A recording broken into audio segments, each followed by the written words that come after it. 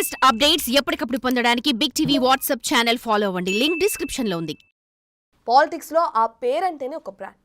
జిల్లాలోనే కాదు రాష్ట్ర వ్యాప్తంగా ఆ కుటుంబానికి ప్రత్యేక గుర్తింపు ఉంది. దశాబ్దాలుగా రాజకీయాల్లో ఆ కుటుంబం కీలక పాత్ర పోషిస్తుంది.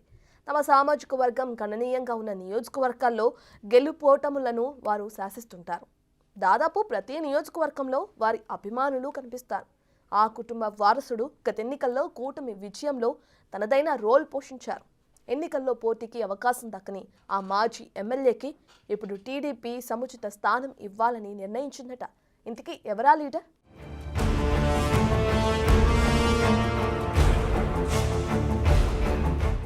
బెజవాడ రాజకీయాల్లో వంగవీటి వంశం గురించి ప్రత్యేకంగా చెప్పనవసరం లేదు. దివంగత మాజీ ఎమ్మెల్యే, కాపునాడు వ్యవస్థాపకుడు వంగవీటి మోహనరంగ వారసుడిగా సమకాలీన రాజకీయాల్లో వెలుగొందుతున్నారు వంగవీటి రాధాకృష్ణ. గత ఎన్నికల్లో కీలక పాత్ర పోషించిన రాధకు రానున్న రోజుల్లో కీలక పదవి ఇచ్చేందుకు కూటమి సర్కార్ నిర్ణయం తీసుకుందిట. 1988లో రంగా హత్యకు గురయ్యే నాటికి చిన్నపిల్లాడుగా ఉన్న రాధ 2004లో తొలిసారి కాంగ్రెస్ నుంచి విజయవాడ తూర్పు ఎమ్మెల్యేగా గెలుపొందారు.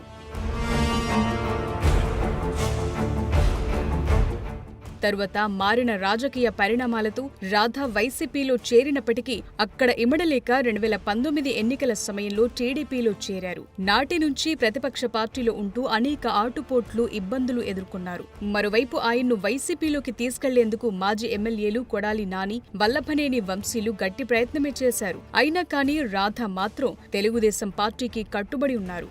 2024 ఎన్నికల్లో కూటమి ప్రభుత్వం గెలిచేందుకు తన శక్తి మేర ప్రయత్నం చేశారు. స్టార్ క్యాంపెయినర్గా వివిధ నియోజకవర్గాల్లో విస్తృత ప్రచారం చేశారు.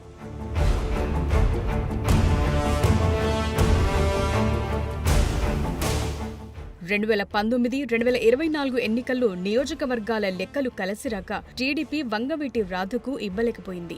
గత ఎన్నికల ప్రచారంలో చంద్రబాబు స్వయంగా రాధ భవిష్యత్కు తనది హామీ అని ప్రకటించారు. కూటమి ప్రభుత్వం ఏర్పడి 6 నెలలవుతున్నా అది కార్యరూపం దాల్చలేదు. ఇటీవల బైపాస్ సర్జరీ చేయించుకున్న రాధ కొంతకాలం ఇంటికే పరిమితమయ్యారు. గతంలో పీఆర్పీలో పనిచేసిన రాధ తరువాత పవన్ కళ్యాణ్ సమీప బంధువునే వివాహమాడారు.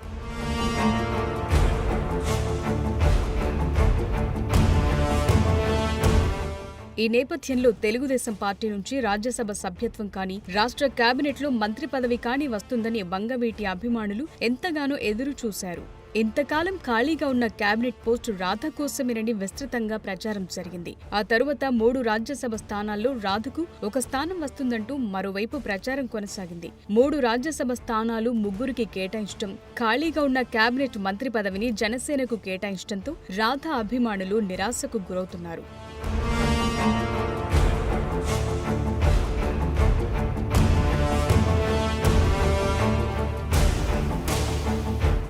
తనకు ఎలాంటి ప్రాధాన్యత లభించకపోవడంతో సహజంగానే రాధ కూడా అసంతృప్తితో ఉన్నారని ప్రచారం జరుగుతోంది. అది గ్రహించిన ముఖ్యమంత్రి చంద్రబాబు నాయుడు ఆయన్ను పిలిపించుకుని సచివాలయంలో భేటీ అయ్యారు. చంద్రబాబుతో దాదాపుగా 20 నిమిషాల సేపు రాధ సమావేశమయ్యారు.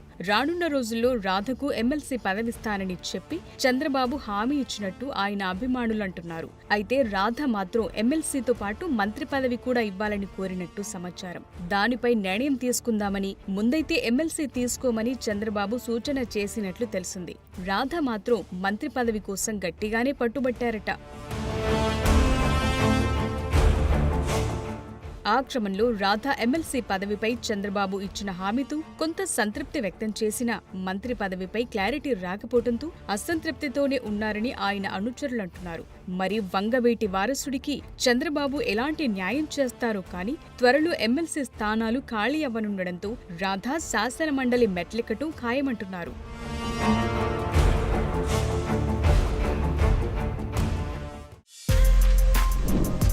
For more videos like this, subscribe Big TV channel.